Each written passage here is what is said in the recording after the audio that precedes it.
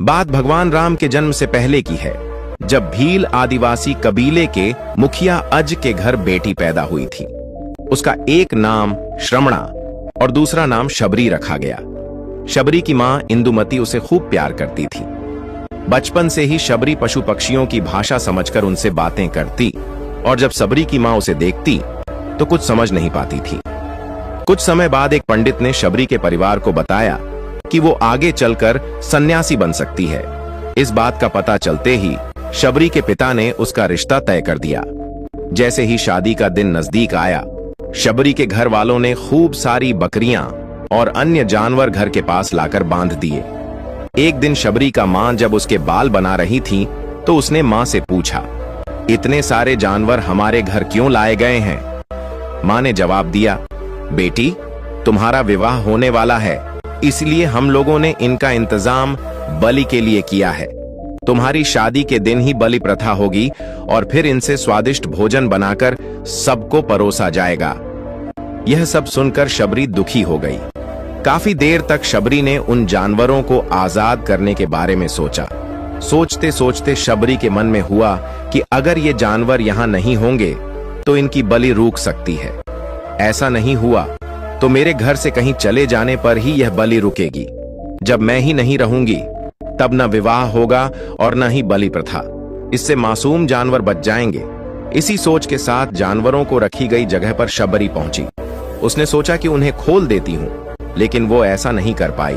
उसके बाद शबरी जंगल की तरफ भागने लगी। भागते भागते शबरी ऋषिमुख पर्वत पहुंच गई। वहां करीब 10,000 आर्षि रहा करते थे। शबरी को लगा कि वो भी इसी जंगल में किसी तरह आर्षि मुनियों की सेवा करके अपना जीवन जी लेगी। वो चुपचाप उसी जंगल में एक हिस्से में किसी तरह से रहने लगी। शबरी रोजाना आर्षि मुनियों की झोपड़ी के आगे झाड़ू लगाती और हवन के लिए लकड़ियां भी लाकर रख देती। आर्षि मुनियों को समझ नहीं आ रहा था कि जंगल में उनके काम अपने आप कैसे हो रहे हैं।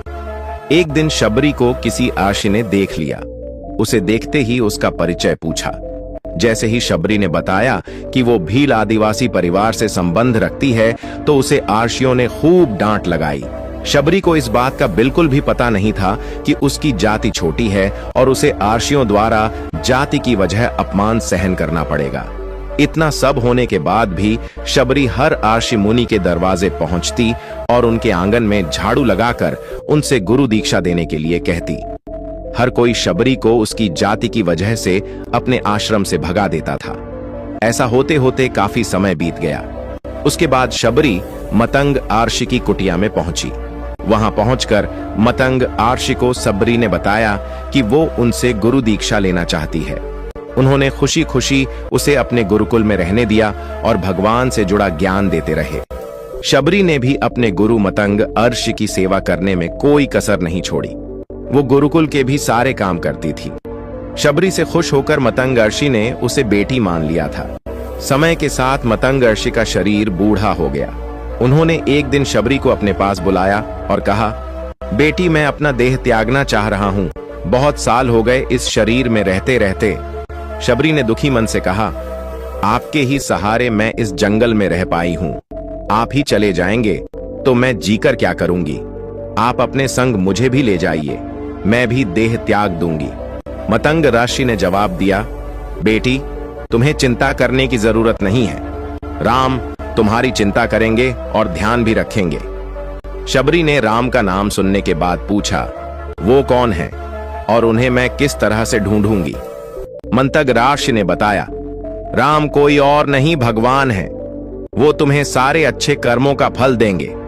तुम्हें उन्हें ढूंढने की कोई जरूरत नहीं है। वो एक दिन खुद तुम्हें खोजते हुए इस कुटिया में आएंगे और तुम्हें उनके हाथों ही मोक्ष मिलेगा। तब तक तुम इसी आश्रम में रहो। इतना कहते ही मतंग आर्षि ने अपना शरीर त्याग दिया। शबरी के मन में मतंग आर्षि के जाने के बाद से एक ही बात थी कि भगवान राम स्वयं उससे मिलने आएंगे। वो रोज भगवान राम से मिलने के लिए बाग से अच्छे अच्छे फूल लाकर पूरा आश्रम सजाती और भगवान के लिए बेर तोड़कर लाती। भगवान के लिए बेर चुनते हुए शबरी उन्हें छक लेती थी ताकि भगवान वो सिर्फ मीठे बेर ही दे। रोजाना शबरी इसी तरह भगवान के दर्शन की आस में फूल और बेर इकट्ठा करती रहती थी। इसी तरह इंतजार में कई साल बीत गए। शबरी का शरीर एकदम वृद्ध हो गया। एक दिन आश्रम के पास के ही तालाब में शबरी पानी लेने के लिए गई। तभी पास के ही एक आर्षि ने उसे अछूत कहते हुए वहां से भागने के लिए कहा और एक पत्थर मार दिया। वो पत्थर जब शबरी को लगा तो उसे चोट लगी और खून बहने लगा। बहते हुए खून की एक बूंद उसी तालाब के पानी में गिर गई। तभी पूरा तालाब का पानी खून में बदल गया। ये सब होता देखकर आर्षि ने शबरी को ही डांटा और कहा कि पापीन, तुम्हारी वजह से पूरा पानी खराब हो गया। रोज आर्षि उस पानी को साफ करने के लिए अपनी कई तरह की विद्याओं का इस्तेमाल करते। कई सारे जतन करने के बाद भी कुछ नहीं हुआ। फिर उन्होंने गंगा जैसी कई पवित्र नदियों का जल भी उस तालाब में डाला। फिर भी तालाब का पानी साफ नहीं हो पाया और वो खून जैसा ही रहा। कई सालों तक तालाब के पानी को साफ करने की कोशिश के बाद भी कुछ काम नहीं आया तो आर्षि ने थक कर सब कुछ छोड़ दिया। इस घटना के कई सालों के बाद भगवान राम अपनी पत्नी सीता के हरण के बाद उन्हें ढूंढते हुए उसी तालाब के पास पहुंचे। आर्षि मुनियों ने उन्हें पहचान लिया। भगवान को वहां देखकर अर्षियों ने तालाब का पानी साफ करने के लिए भगवान को अपने पैर उसमें डालने के लिए कहा, लेकिन पानी जैसे का तैसा ही था। आर्षि मुनियों ने भगवान से भी कई अन्य जतन करवाए, लेकिन वो पानी जस का तस खून जैसा ही रहा। तब भगवान ने ऋषियों से पानी के रक्त में बदलने की कहानी पूछी। तब अर्षि ने शबरी को पत्थर मारने वाली सारी बात बता दी। उसके बाद कहा कि वो महिला ही अपवित्र है, छोटी जात की है, इसलिए ये सब हुआ है। उसी वक्त भगवान राम ने कहा, ये सब आप लोगों के खराब वचनों से हुआ है। शबरी को इस तरह के शब्द बोलकर आप लोगों ने उसे नहीं बल्कि मेरे दिल को घायल किया है। इसी घायल दिल के रक्त का प्रतीक यह तालाब का लाल पानी है। आगे भगवान राम बोले, कहां है वो माए, मैं उनसे मिलना चाहता हूं। तब तक शबरी उसी तालाब के पास पहुंच जाती है। इस दौरान शबरी के पैर को ठोकर लगती है और कुछ घूल उस तालाब में गिर जाती है। तभी सारा पानी साफ हो जाता है। भगवान सबसे कहते हैं कि देखिए, आप लोगों ने क्या कुछ नहीं किया, लेकिन पानी साफ नहीं हो पाया। अभी सिर्फ इनके पैर की थोड़ी सी धूल ने ही तालाब का पानी साफ कर दिया। भगवान राम को शबरी पहचान चुकी थी। उन्हें प्रणाम करके शबरी ने कहा, भगवान आप मेरे साथ कुटिया में चलिए। भगवान भी खुशी खुशी शबरी के साथ चल पड़े। फूलों से शबरी ने भगवान राम का स्वागत किया। वो सीधे बेर तोड़ने के लिए बाग गईं और छक छक कर उनके लिए बेर लेकर आई। उन्होंने बड़े ही प्यार से भगवान राम और उनके भाई लक्ष्मण को बेर दिए। भगवान राम ने भी उतने ही प्यार से उन बेर को खाना शुरू किया। तभी बेर देखकर मुंह बनाते हुए लक्ष्मण ने कहा, भैया ये बेर झूठे हैं, इन्हें आप कैसे खा सकते हैं? भगवान ने जवाब दिया, लक्ष्मण ये झूठे नहीं बल्कि बहुत मीठे हैं। शबरी माई हम सबके लिए ये बहुत प्यार से तोड़कर लाई हैं। इतना कहकर भगवान राम प्यार से उन बेर को खाने लगे। भगवान ने जाते हुए शबरी माई से कहा, आप मुझसे जो चाहे वो मांग सकती हैं।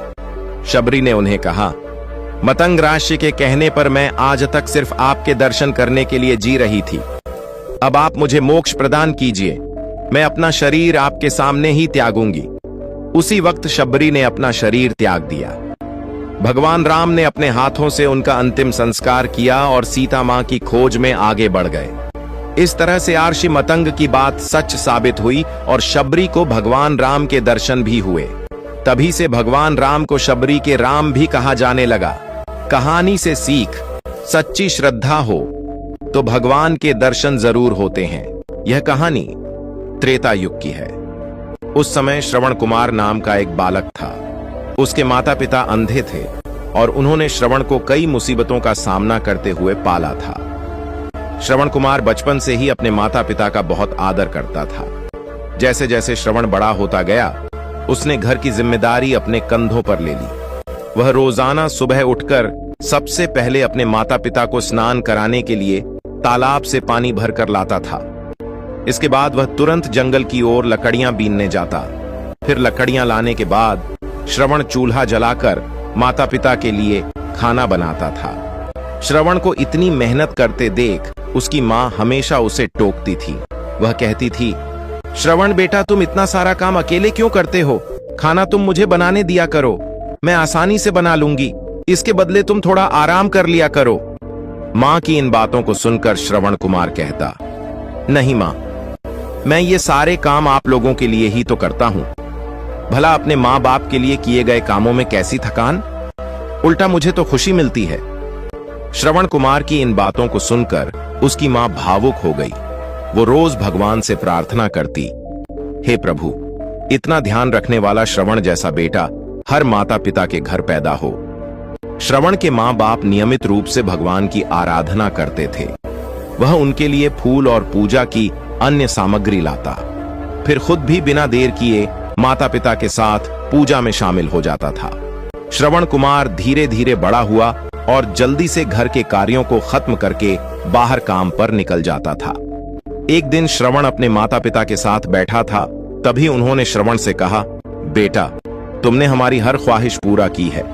अब हमारी केवल एक ही इच्छा है जिसे हम पूरी करना चाहते हैं। यह सुन श्रवण ने उनसे पूछा, ऐसी कौन सी इच्छा बाकी है जिसे आप पूरा करना चाहते हैं? आप केवल आदेश दें, मैं आपकी हर ख्वाहिश को पूरा करूंगा। इस पर श्रवण के पिता ने कहा, बेटा, अब हम बूढ़े हो चुके हैं और हम चाहते हैं कि मरने से पहले तीर्थ यात्रा के लिए जाएं। भगवान के शरण में जाकर हमें सुकून की प्राप्ति होगी। अपने मां बाप की बात सुनकर श्रवण कुमार सोचने लग गया कि वह उनकी इस इच्छा को कैसे पूरा करेगा। उस समय बस और ट्रेन की सुविधा नहीं थी, साथ ही उसके माता पिता देख भी नहीं सकते थे। ऐसे में उन्हें तीर्थ यात्रा कराना भला कैसे संभव हो पाता। तभी श्रवण कुमार को एक तरकीब सूझी। वह तुरंत बाहर गया और वहां से 2 बड़ी टोकरी लेकर आया। उसने उन दोनों टोकरियों को एक मजबूत डंडे में मोटी रस्सी के सहारे लटकाकर एक बड़ा सा तराजू बना लिया। फिर श्रवण कुमार ने उस तराजू में अपने मां बाप को बारी बारी से गोद में उठाकर बैठा दिया। उसके बाद तराजू को अपने कंधों पर लेकर उन्हें तीर्थ यात्रा पर लेकर निकल पड़ा। वह लगातार कुछ दिनों तक अपने माता पिता को एक के बाद एक सभी पवित्र स्थलों पर घुमाने लगा। इस दौरान श्रवण कुमार ने अपने माता पिता को प्रयाग से लेकर काशी तक के दर्शन कराए। माता पिता को घुमाते समय श्रवण कुमार उन्हें उन जगहों के बारे में भी बताते चलता था, क्योंकि वह आंखों से उस दृश्य को नहीं देख सकते थे। अपनी बेटे की मेहनत को देख उसके माता पिता बहुत खुश थे। उन्होंने एक दिन श्रवण से कहा, बेटा, हम देख नहीं सकते, लेकिन कभी भी हमें इस बात का दुख नहीं हुआ। तुम हमारे लिए हमारी आंखें हो। तुमने हमें जिस तरह सारे पवित्र स्थानों की कथा सुनाकर उनके दर्शन कराए हैं, ऐसा लगता है जैसे कि हमने सच में प्रभु के दर्शन अपनी आंखों से किया हो। अपनी माता पिता की बातें सुनकर श्रवण ने कहा, आप लोग ऐसी बातें न करें। बच्चों के लिए माता पिता कभी भी बोझ नहीं होते। यह तो बच्चों का धर्म होता है। एक दिन श्रवण कुमार आराम करने के लिए अयोध्या के पास अपने माता पिता के साथ रुका। तभी उसकी मां ने पानी पीने की इच्छा जताई। श्रवण को पास में ही एक नदी दिखाई दी। उसने अपने माता पिता से कहा, आप दोनों यहां आराम करें, मैं आप लोगों के लिए अभी पानी लेकर आता हूं। नदी के पास पहुंचकर श्रवण कुमार कमंडल में पानी भरने लगा।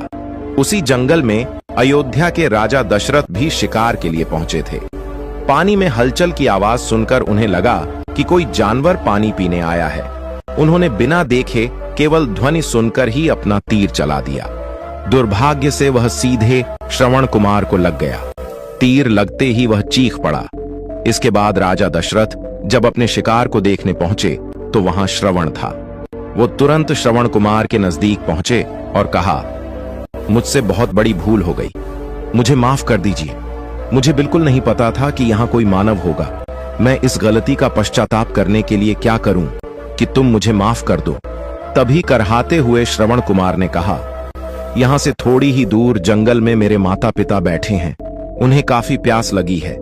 आप उन तक यह पानी पहुंचा दीजिए और मेरे बारे में उन्हें कुछ भी न बताएं। इतना कहते कहते श्रवण कुमार की सांसें रुक गईं। श्रवण कुमार की मौत से राजा दशरथ सुन्न पड़ गए। किसी तरह वो श्रवण कुमार के बताए अनुसार जल लेकर उसके माता पिता के पास पहुंचे। श्रवण के माता पिता अपने बेटे की आहट को बखूबी पहचानते थे।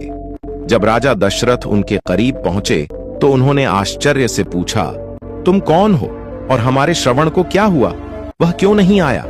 राजा दशरथ उनके सवालों का जवाब नहीं दे पाए। उन्होंने चुपचाप पानी उनकी तरफ बढ़ा दिया। तभी श्रवण की मां ने चिंतित स्वर में जोर से कहा, तुम कौन हो और मेरा बेटा कहां है? ये बताते क्यों नहीं हो? श्रवण की मां की चिंता देखकर राजा दशरथ ने कहा, मां, मुझे माफ कर दीजिए। शिकार करने के लिए मैंने जो तीर चलाया था वो सीधे आपके बेटे श्रवण को जा लगा। उसने मुझे आप लोगों के बारे में बताया, इसलिए मैं यहां पानी लेकर चला आया। इतना कहकर राजा दशरथ चुप हो गए। राजा दशरथ की बात सुनकर श्रवण की मां जोर जोर से रोने लगी। उन दोनों ने अपने बेटे की मौत के गम में राजा दशरथ के लाए हुए पानी को हाथ तक नहीं लगाया। श्रवण के पिता ने तभी राजा दशरथ को पुत्र वियोग का श्राप दे दिया। कुछ ही देर बाद श्रवण के माता पिता ने अपने प्राण त्याग दिए। बताया जाता है कि श्रवण कुमार के पिता के श्राप के परिणाम स्वरूप ही राजा दशरथ को अपने पुत्र राम से दूर रहने पड़ा था। राजा दशरथ के इस श्राप को पूरा करने के लिए ही भगवान राम को 14 वर्षों का वनवास हुआ, जिसका माध्यम दशरथ की पत्नी कैकेयी बनी। श्रवण के पिता की ही तरह राजा दशरथ भी अपने बेटे से दूरी को बर्दाश्त नहीं कर पाए और उन्होंने अपने प्राण त्याग दिए। कहानी से सीख, हर बच्चे को अपने माता पिता की सेवा श्रवण कुमार की तरह ही निस्वार्थ भाव से करनी चाहिए। यही उनका सबसे बड़ा कर्तव्य है। एक समय की बात है, एक बहुत ही ज्ञानी पंडित था। वह अपने एक बचपन के घनिष्ठ मित्र से मिलने के लिए किसी दूसरे गांव जा रहा था, जो कि बचपन से ही गूंगा व एक पैर से अपाहिज था। उसका गांव काफी दूर था और रास्ते में कई और छोटे छोटे गांव भी पड़ते थे। पंडित अपनी धुन में चला जा रहा था कि रास्ते में उसे एक आदमी मिल गया जो दिखने में बड़ा ही हष्टपुष्ट था। वह भी पंडित के साथ ही चलने लगा। पंडित ने सोचा कि चलो अच्छा ही है, साथ साथ चलने से रास्ता जल्दी कट जाएगा। पंडित ने उस आदमी से उसका नाम पूछा तो उस आदमी ने अपना नाम महाकाल बताया। पंडित को यह नाम बड़ा अजीब लगा, लेकिन उसने नाम के विषय में और कुछ पूछना उचित नहीं समझा। दोनों धीरे धीरे चलते रहे। तभी रास्ते में एक गांव आया। महाकाल ने पंडित से कहा, तुम आगे चलो, मुझे इस गांव में एक संदेशा देना है। मैं तुमसे आगे मिलता हूं। ठीक है, कहकर पंडित अपनी धुन में चलता रहा। तभी एक भैंसे ने एक आदमी को मार दिया और जैसे ही भैंसे ने आदमी को मारा, लगभग तुरंत ही महाकाल वापस पंडित के पास पहुंच गया। चलते चलते दोनों एक दूसरे गांव के बाहर पहुंचे, जहां एक छोटा सा मंदिर था। ठहरने की व्यवस्था ठीक लग रही थी और क्योंकि पंडित के मित्र का गांव अभी काफी दूर था, साथ ही रात्रि होने वाली थी, सो पंडित ने कहा, रात्रि होने वाली है, पूरा दिन चले हैं, थकावट भी बहुत हो चुकी है, इसलिए आज की रात हम इसी मंदिर में रुक जाते हैं। भूख भी लगी है, सो भोजन भी कर लेते हैं और थोड़ा विश्राम करके सुबह फिर से प्रस्थान करेंगे। महाकाल ने जवाब दिया, ठीक है, लेकिन मुझे इस गांव में किसी को कुछ सामान देना है, सो मैं देकर आता हूं मां, तब तक तुम भोजन कर लो, मैं बाद में खा लूंगा। और इतना कहकर वह चला गया। लेकिन उसके जाते ही कुछ देर बाद उस गांव से धुआं उठना शुरू हुआ और धीरे धीरे पूरे गांव में आग लग गई थी। पंडित को आश्चर्य हुआ। उसने मन ही मन सोचा कि जहां भी ये महाकाल जाता है, वहां किसी न किसी तरह की हानि क्यों हो जाती है, जरूर कुछ गड़बड़ है। लेकिन उसने महाकाल से रात्रि में इस बात का कोई जिक्र नहीं किया। सुबह दोनों ने फिर से अपने गंतव्य की ओर चलना शुरू किया। कुछ देर बाद एक और गांव आया और महाकाल ने फिर से पंडित से कहा कि पंडित जी, आप आगे चलें, मुझे इस गांव में भी कुछ काम है, सो मैं आपसे आगे मिलता हूं। इतना कहकर महाकाल जाने लगा। लेकिन इस बार पंडित आगे नहीं बढ़ा, बल्कि खड़े होकर महाकाल को देखता रहा कि वह कहां जाता है और करता क्या है। तभी लोगों की आवाजें सुनाई देने लगीं कि एक आदमी को सांप ने डस लिया और उस व्यक्ति की मृत्यु हो गई। ठीक उसी समय महाकाल फिर से पंडित के पास पहुंच गया। लेकिन इस बार पंडित को सहन न हुआ। उसने महाकाल से पूछ ही लिया कि तुम जिस गांव में भी जाते हो, वहां कोई ना कोई नुकसान हो जाता है, क्या तुम मुझे बता सकते हो कि आखिर ऐसा क्या होता है? महाकाल ने जवाब दिया, पंडित जी, आप मुझे बड़े ज्ञानी मालूम पड़े थे, इसीलिए मैं आपके साथ चलने लगा था, क्योंकि ज्ञानियों का संग हमेशा अच्छा होता है। लेकिन क्या सचमुच आप अभी तक नहीं समझे कि मैं कौन हूं? पंडित ने कहा, मैं समझ तो चुका हूं यम, लेकिन कुछ शंका है। सो यदि आप ही अपना उपयुक्त परिचय दे दें तो मेरे लिए आसानी होगी। महाकाल ने जवाब दिया कि मैं यमदूत हूं एनम, और यमराज की आज्ञा से उन लोगों के प्राण हरण करता हूं एनन जिनकी आयु पूर्ण हो चुकी है। हालांकि पंडित को पहले से ही इसी बात की शंका थी, फिर भी महाकाल के मुंह से ये बात सुनकर पंडित थोड़ा घबरा गया, लेकिन फिर हिम्मत करके पूछा कि अगर ऐसी बात है और तुम सचमुच ही यमदूत हो तो बताओ अगली मृत्यु किसकी है। यमदूत ने जवाब दिया कि अगली मृत्यु तुम्हारे उसी मित्र की है जिसे तुम मिलने जा रहे हो, और उसकी मृत्यु का कारण भी तुम ही होगे। ये बात सुनकर पंडित ठिठक गया और बड़े पशोपेश में पड़ गया कि यदि वास्तव में वह महाकाल एक यमदूत हुआ तो उसकी बात सही होगी और उसके कारण मेरे बचपन के सबसे घनिष्ठ मित्र की मृत्यु हो जाएगी। इसलिए बेहतर यही है कि मैं अपने मित्र से मिलने ही न जाऊं। कम से कम मैं तो उसकी मृत्यु का कारण नहीं बनूंगा। तभी महाकाल ने कहा कि तुम जो सोच रहे हो वो मुझे भी पता है, लेकिन तुम्हारे अपने मित्र से मिलने न जाने के विचार से नियति नहीं बदल जाएगी। तुम्हारे मित्र की मृत्यु निश्चित है और वह अगले कुछ ही क्षणों में घटित होने वाली है। महाकाल के मुख से ये बात सुनते ही पंडित को झटका लगा, क्योंकि महाकाल ने उसके मन की बात जान ली थी, जो कि किसी सामान्य व्यक्ति के लिए तो संभव ही नहीं थी। फलस्वरूप पंडित को विश्वास हो गया कि महाकाल सचमुच यमदूत ही है। इसलिए वह अपने मित्र की मृत्यु का कारण न बने, इस हेतु वह तुरंत पीछे मुड़ा और फिर से अपने गांव की तरफ लौटने लगा। परंतु जैसे ही वह मुड़ा, सामने से उसे उसका मित्र उसी की ओर तेजी से आता हुआ दिखाई दिया, जो कि पंडित को देखकर अत्यधिक प्रसन्न लग रहा था। अपने मित्र के आने की गति को देख पंडित को ऐसा लगा जैसे कि उसका मित्र काफी समय से उसके पीछे पीछे ही आ रहा था, लेकिन क्योंकि वह बचपन से ही गूंगा व एक पैर से अपाहिज था, इसलिए न तो पंडित तक पहुंच पा रहा था और न ही पंडित को आवाज देकर रोक पा रहा था। लेकिन जैसे ही वह पंडित के पास पहुंचा, अचानक न जाने क्या हुआ और उसकी मृत्यु हो गई। पंडित हक्का बक्का सा आश्चर्य भरी नजरों से महाकाल की ओर देखने लगा, जैसे कि पूछ रहा हो कि आखिर हुआ क्या उसके मित्र को। महाकाल पंडित के मन की बात समझ गया और बोला, तुम्हारा मित्र पिछले गांव से ही तुम्हारे पीछे पीछे आ रहा था, लेकिन तुम समझ ही सकते हो कि वह अपाहिज व गूंगा होने की वजह से ही तुम तक नहीं पहुंच सका। उसने अपनी सारी ताकत लगाकर तुम तक पहुंचने की कोशिश की, लेकिन बुढ़ापे में बचपन जैसी शक्ति नहीं होती शरीर में। इसलिए हृदयाघात की वजह से तुम्हारे मित्र की मृत्यु हो गई और उसकी वजह हो तुम, क्योंकि वह तुमसे मिलने हेतु तुम तक पहुंचने के लिए ही अपनी सीमाओं को लांघते हुए तुम्हारे पीछे भाग रहा था। अब पंडित को पूरी तरह से विश्वास हो गया कि महाकाल सचमुच ही यमदूत है और जीवों के प्राण हरण करना ही उसका काम है। चूंकि पंडित एक ज्ञानी व्यक्ति था और जानता था कि मृत्यु पर किसी का कोई बस नहीं चल सकता, वह सभी को एक न एक दिन मरना ही है, इसलिए उसने जल्दी ही अपने आप को संभाल लिया। लेकिन सहसा ही उसके मन में अपनी स्वयं की मृत्यु के बारे में जानने की उत्सुकता हुई। इसलिए उसने महाकाल से पूछा, अगर मृत्यु मेरे मित्र की होनी थी तो तुम शुरू से ही मेरे साथ क्यों चल रहे थे? महाकाल ने जवाब दिया, मैं तो सभी के साथ चलता हूं एम और हर क्षण चलता रहता हूं एन। केवल लोग मुझे पहचान नहीं पाते, क्योंकि लोगों के पास अपनी समस्याओं के अलावा किसी और व्यक्ति, वस्तु या घटना के संदर्भ में सोचने या उसे देखने समझने का समय ही नहीं है।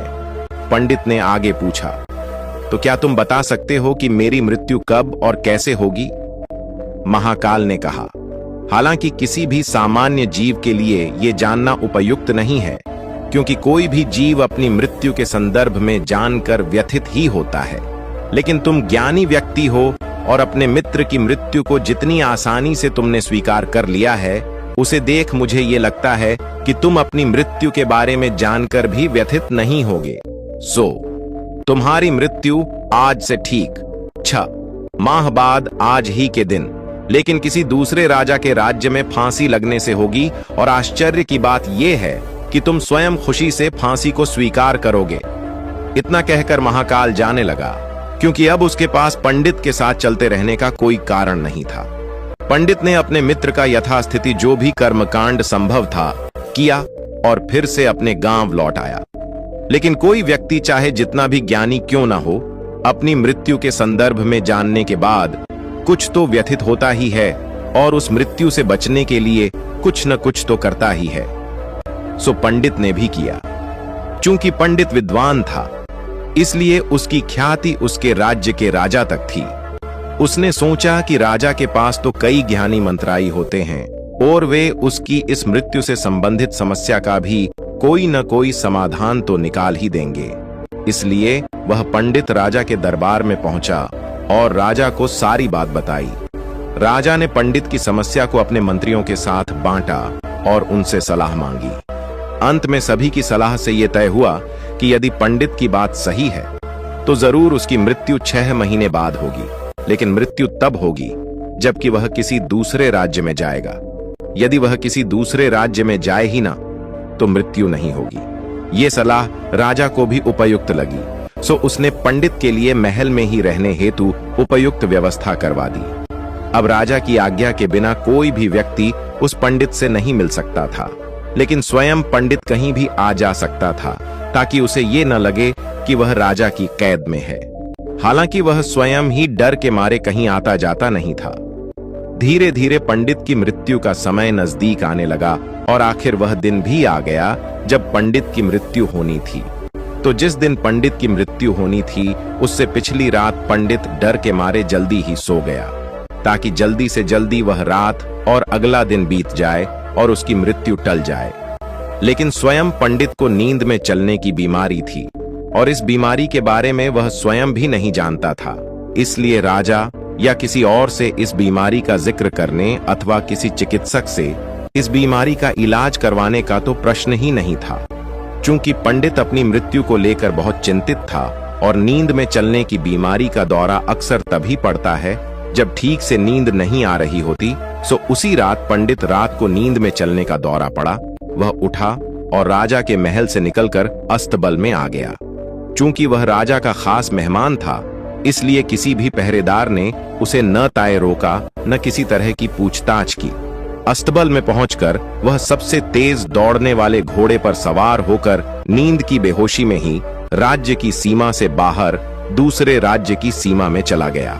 इतना ही नहीं, वह दूसरे राज्य के राजा के महल में पहुंच गया और संयोग हुआ ये कि उस महल में भी किसी पहरेदार ने उसे नहीं रोका, न ही कोई पूछताछ की, क्योंकि सभी लोग रात के अंतिम प्रहर की गहरी नींद में थे। वह पंडित सीधे राजा के शयन कक्ष में पहुंच गया। रानी के एक ओर उस राज्य का राजा सो रहा था, दूसरी ओर स्वयं पंडित जाकर लेट गया। सुबह हुई तो राजा ने पंडित को रानी की बगल में सोया हुआ देखा। राजा बहुत क्रोधित हुआ। पंडित काय गिरफ्तार कर लिया गया। पंडित को तो खुद ही समझ में ही नहीं आ रहा था कि वह आखिर दूसरे राज्य में और सीधे राजा के ही शयन कक्ष में कैसे पहुंच गया। लेकिन वहां उसकी सुनने वाला कौन था? राजा ने पंडित को राज दरबार में हाजिर करने का हुक्म दिया। कुछ समय बाद राजा का दरबार लगा, जहां राजा ने पंडित को देखा और देखते ही इतना क्रोधित हुआ कि पंडित को फांसी पर चढ़ा दिए जाने का फरमान सुना दिया। फांसी की सजा सुनकर पंडित कांप गया। फिर भी हिम्मत कर उसने राजा से कहा कि महाराज, मैं नहीं जानता कि मैं इस राज्य में कैसे पहुंचा। मैं ये भी नहीं जानता कि मैं आपके शयन कक्ष में कैसे आ गया और आपके राज्य के किसी भी पहरेदार ने मुझे रोका क्यों नहीं। लेकिन मैं इतना जानता हूं कि आज मेरी मृत्यु होनी थी और होने जा रही है। राजा को यह बात थोड़ी अटपटी लगी। उसने पूछा, तुम्हें कैसे पता कि आज तुम्हारी मृत्यु होनी थी? कहना क्या चाहते हो तुम?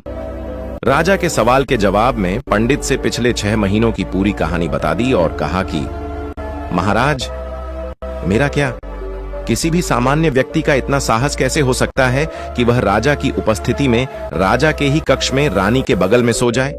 ये तो सरासर आत्महत्या ही होगी और मैं दूसरे राज्य से इस राज्य में आत्महत्या करने क्यों आऊंगा? राजा को पंडित की बात थोड़ी उपयुक्त लगी, लेकिन राजा ने सोचा कि शायद वह पंडित मृत्यु से बचने के लिए ही महाकाल और अपनी मृत्यु की भविष्यवाणी का बहाना बना रहा है। इसलिए उसने पंडित से कहा कि यदि तुम्हारी बात सत्य है और आज तुम्हारी मृत्यु का दिन है। जैसा कि महाकाल ने तुमसे कहा है, तो तुम्हारी मृत्यु का कारण मैं नहीं बनूंगा, लेकिन यदि तुम झूठ कह रहे हो तो निश्चित ही आज तुम्हारी मृत्यु का दिन है। चूंकि पड़ोसी राज्य का राजा उसका मित्र था, इसलिए उसने तुरंत कुछ सिपाहियों के साथ दूसरे राज्य के राजा के पास पत्र भेजा और पंडित की बात की सत्यता का प्रमाण मांगा। शाम तक भेजे गए सैनिक फिर से लौटे और उन्होंने आकर बताया कि महाराज, पंडित जो कह रहा है वह सच है। दूसरे राज्य के राजा ने पंडित को अपने महल में ही रहने की संपूर्ण व्यवस्था दे रखी थी और पिछले 6 महीने से ये पंडित राजा का मेहमान था। कल रात राजा स्वयं इससे अंतिम बार इसके शयन कक्ष में मिले थे और उसके बाद ये इस राज्य में कैसे पहुंच गया, इसकी जानकारी किसी को नहीं है। इसलिए उस राज्य के राजा के अनुसार पंडित को फांसी की सजा दिया जाना उचित नहीं है। लेकिन अब राजा के लिए एक नई समस्या आ गई। चूंकि उसने बिना पूरी बात जाने ही पंडित को फांसी की सजा सुना दी थी, इसलिए अब यदि पंडित को फांसी न दी जाए तो राजा के कथन का अपमान हो, और यदि राजा द्वारा दी गई सजा का मान रखा जाए तो पंडित की बेवजह मृत्यु हो जाए। राजा ने अपनी इस समस्या का जिक्र अपने अन्य मंत्रियों से किया और सभी मंत्रियों ने आपस में चर्चा कर यह सुझाव दिया कि महाराज, आप पंडित को कच्चे सूत के एक धागे से फांसी लगवा दें। इससे आपके वचन का मान भी रहेगा और सूत के धागे से लगी फांसी से पंडित की मृत्यु भी नहीं होगी, जिससे उसके प्राण भी बच जाएंगे। राजा को यह विचार उपयुक्त लगा और उसने ऐसा ही आदेश सुनाया। पंडित के लिए सूत के धागे का फांसी का फंदा बनाया गया और नियमानुसार पंडित को फांसी पर चढ़ाया जाने लगा। सभी खुश थे कि न तो पंडित मरेगा, न राजा का वचन झूठा पड़ेगा। पंडित को भी विश्वास था कि सूत के धागे से तो उसकी मृत्यु नहीं होगी, इसलिए वह भी खुशी खुशी फांसी चढ़ने को तैयार था, जैसा कि महाकाल ने उसे कहा था। लेकिन जैसे ही पंडित को फांसी दी गई, सूत का धागा तो टूट गया, लेकिन टूटने से पहले उसने अपना काम कर दिया। पंडित के गले की नस कट चुकी थी उस सूत के धागे से और पंडित जमीन पर पड़ा तड़प रहा था। हर धड़कन के साथ उसके गले से खून की फुहार निकल रही थी और देखते ही देखते कुछ ही क्षणों में पंडित का शरीर पूरी तरह से शांत हो गया। सभी लोग आश्चर्यचकित हक्के बक्के से पंडित को मरते हुए देखते रहे। किसी को विश्वास ही नहीं हो रहा था कि एक कमजायर से सूत के धागे से किसी की मृत्यु हो सकती है। लेकिन घटना घट चुकी थी, नियति ने अपना काम कर दिया था। जो होना होता है वह होकर ही रहता है। हम चाहे जितनी सावधानियां बरतें या चाहे जितने उपाय कर लें, लेकिन हर घटना और उस घटना का सारा ताना बाना पहले से निश्चित है, जिसे हम रत्ती भर भी इधर उधर नहीं कर सकते। इसीलिए ईश्वर ने हमें भविष्य जानने की क्षमता नहीं दी है, ताकि हम अपने जीवन को ज्यादा बेहतर तरीके से जी सकें। यह महाभारत काल की बात है, जब भारत के एक जंगल में एकलव्य नाम का एक बालक अपने माता पिता के साथ रहता था। वह अनुशासित बालक था और उसके माता पिता ने उसकी परवरिश अच्छे संस्कारों के साथ की थी। एकलव्य की धनुर्विद्या में बहुत रुचि थी, लेकिन जंगल में इसके लिए साधन उपलब्ध नहीं थे। इसलिए वह गुरु द्रोणाचार्य से धनुर्विद्या सीखना चाहता था। गुरु द्रोणाचार्य उन दिनों राजकुमारों अर्थात पांडव और कौरवों को धनुर्विद्या सिखा रहे थे और उन्होंने भीष्म पितामह को वचन दिया था कि वह राजकुमारों के अलावा किसी को भी धनुर्विद्या का ज्ञान नहीं देंगे। जब एकलव्य अपना निवेदन लेकर गुरु द्रोणाचार्य के पास आया तो उन्होंने उसे अपनी विवशता बताकर वापस भेज दिया। इस पर एकलव्य बहुत दुखी हुआ, लेकिन उसने यह प्रण लिया कि वह द्रोणाचार्य को ही अपना गुरु बनाएगा। शारीरिक रूप से गुरु की अनुपस्थिति के चलते उसने उनकी मिट्टी की मूर्ति बनाई और उसके सामने तीर कमान चलाने का अभ्यास करने लगा। देखते ही देखते वह एक उम्दा धनुर्धारी बन गया। एक दिन की बात है, जब गुरु द्रोणाचार्य अपने शिष्यों के साथ धनुर्विद्या का अभ्यास करने जंगल की ओर आए। उनके साथ एक कुत्ता भी था। उस समय एकलव्य भी जंगल में धनुर्विद्या का अभ्यास कर रहा था। ऐसे में जब कुत्ते को जंगल के एक ओर से आवाज आई तो वह उस ओर जाकर भौंकने लगा, जिससे एकलव्य की एकाग्रता भंग होने लगी। इस वजह से कुत्ते को चुप करवाने के लिए एकलव्य ने उसके मुंह में कुछ इस प्रकार बाण चलाए कि उसका भौंकना भी बंद हो गया और उसे कोई चोट भी आई। कुत्ता वापस द्रोणाचार्य के पास भाग गया। जब उन्होंने कुत्ते को देखा तो उन्हें अपनी आंखों पर विश्वास नहीं हुआ और उन्होंने सोचा कि इतना अच्छा धनुर्धारी कौन है जिसे धनुष बाण की ऐसी विद्या आती है। जब उन्होंने जाकर देखा तो उनके सामने हाथ में धनुष लिए एकलव्य खड्ड रहा था। अपने गुरु को देखकर एकलव्य ने उन्हें प्रणाम किया। द्रोणाचार्य ने उससे पूछा कि उसने यह विद्या किससे सीखी, तो एकलव्य ने बताया कि वह किस प्रकार उनकी मूर्ति के सामने प्रतिदिन अभ्यास करता है। यह सुनकर द्रोणाचार्य आश्चर्यचकित हुए। दरअसल गुरु द्रोणाचार्य ने अर्जुन को वचन दिया था कि उससे बेहतर धनुर्धारी कोई नहीं होगा, लेकिन एकलव्य की विद्या उनके इस वचन में बाधा बन रही थी। ऐसे में उन्हें एक युक्ति सूझी। उन्होंने एकलव्य से कहा, वत्स, तुमने मुझसे शिक्षा तो ले ली, लेकिन मुझे गुरु दक्षिणा तो अभी तक नहीं दी है। आदेश करें गुरुवर, आपको दक्षिणा में क्या चाहिए? एकलव्य ने कहा। एकलव्य की बात का जवाब देते हुए द्रोणाचार्य ने कहा कि गुरु दक्षिणा में मुझे तुम्हारे दाहिने हाथ का अंगूठा चाहिए। यह सुनकर एकलव्य ने तुरंत अपनी कृपाण निकाली और अपना अंगूठा काटकर गुरु द्रोणाचार्य के चरणों में रख दिया। इस घटना की वजह से एकलव्य का नाम एक आदर्श शिष्य के रूप में आज भी याद किया जाता है। कहानी से सीख बच्चों, वीर एकलव्य की कहानी से हमें यह शिक्षा मिलती है कि अगर हम अपने लक्ष्य के प्रति पूरी तरह समर्पित हैं, तो उसे हासिल करने के बीच में आने वाली कोई भी बाधा अहमियत नहीं रखती।